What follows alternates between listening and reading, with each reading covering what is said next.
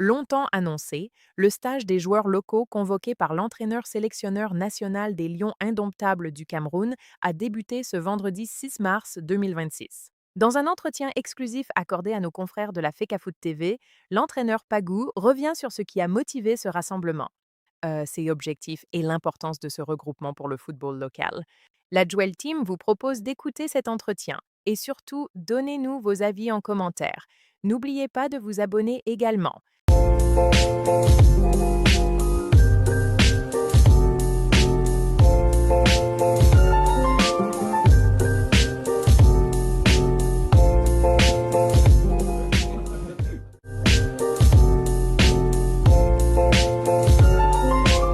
Disons que avant même que je ne sois dans la tanière, je me posais en tant qu'entraîneur simple de savoir pourquoi on ne s'intéressait pas à nos joueurs parce que je regarde les matchs, je vois il y a du talent.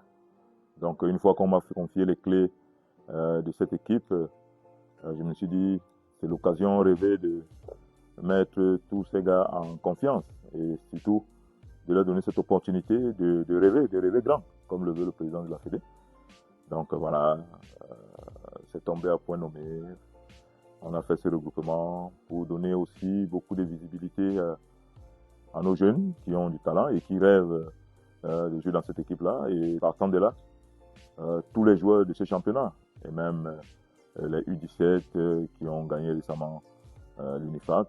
Donc voilà.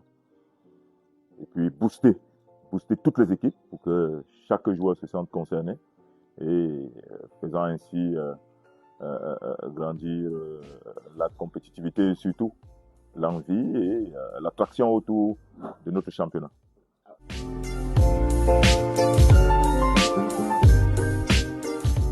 L'objectif recherché est déjà de faire savoir à tous ces joueurs qui jouent dans notre championnat local qu'ils sont suivis et que chacun exprime son talent. Donc au final, vous savez, il y a ces listes-là qui sont souvent attendues pour un regroupement des éliminatoires de la Coupe d'Afrique, de la Coupe du Monde, des dates FIFA. Chacun d'entre les joueurs voudrait participer, voudrait apporter, disons que sa partition pour le développement de notre football et ainsi participer à la performance bonne de l'équipe nationale. Donc voilà, et c'est une occasion en or. Donc ceux qui vont se montrer à la hauteur. Lors de la dernière CAN, il y a eu des certitudes.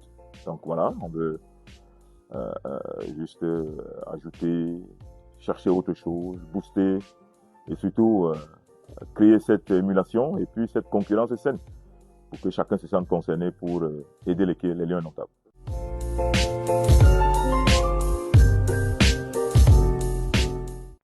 Oui, pour le cas de Serge Dora, je l'ai dit précédemment. Hein. Donc, Serge Dora, la saison dernière, il était tout feu, tout flamme. 15 buts, plus de 10 passes décisives. Donc, pour moi, c'était l'homme fort de la saison dernière.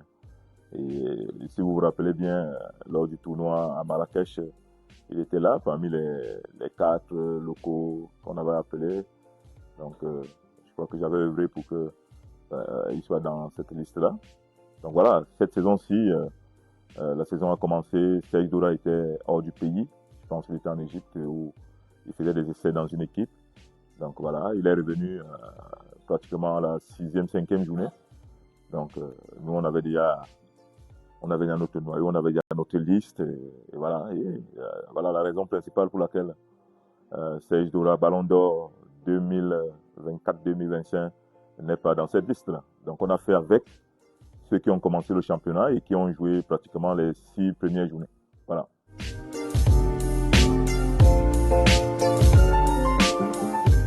Le football, pour moi, c'est la jeunesse, c'est l'avenir.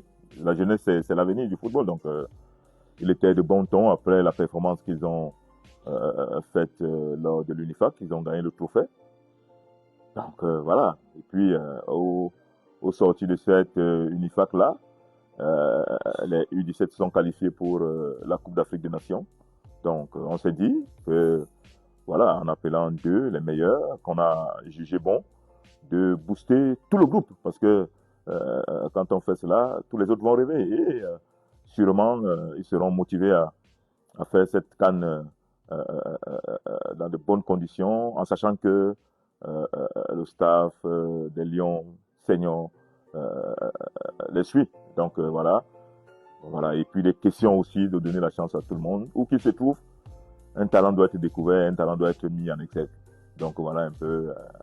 Il n'en demeure pas moins pour les footballeurs qui jouent en élite tout, qui jouent même à la région, parce que nous regardons tous les matchs.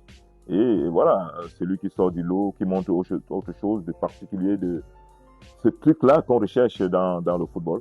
On ne va pas hésiter à l'appeler pour qu'il se frotte grand et aussi qu'il soit visible. Parce que notre objectif également, c'est de rendre ce football-là à la base, à l'élite,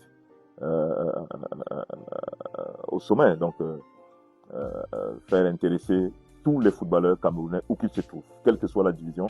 Donc voilà, parce que pour moi, le talent, il est le même.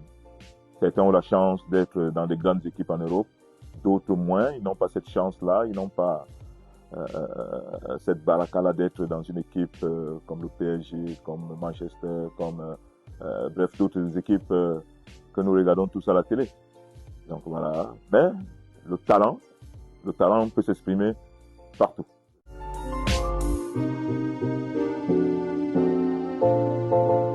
Disons qu'ils doivent sentir qu'ils sont là. Dans les années passées, il y a longtemps, je crois que le statut des Lions indomptables était constitué que des joueurs évoluant au terroir. Donc voilà, c'est vrai que beaucoup doit couler sous le pont. Il y a eu le modernisme, il y a eu des révolutions. Bon, maintenant, il est question pour nous, qui sommes des purs produits de la formation camerounaise, de faire profiter à tous. Parce que le football ne se joue pas seulement en Hexagone, ne se joue pas seulement en Amérique, ne se joue pas seulement en Asie.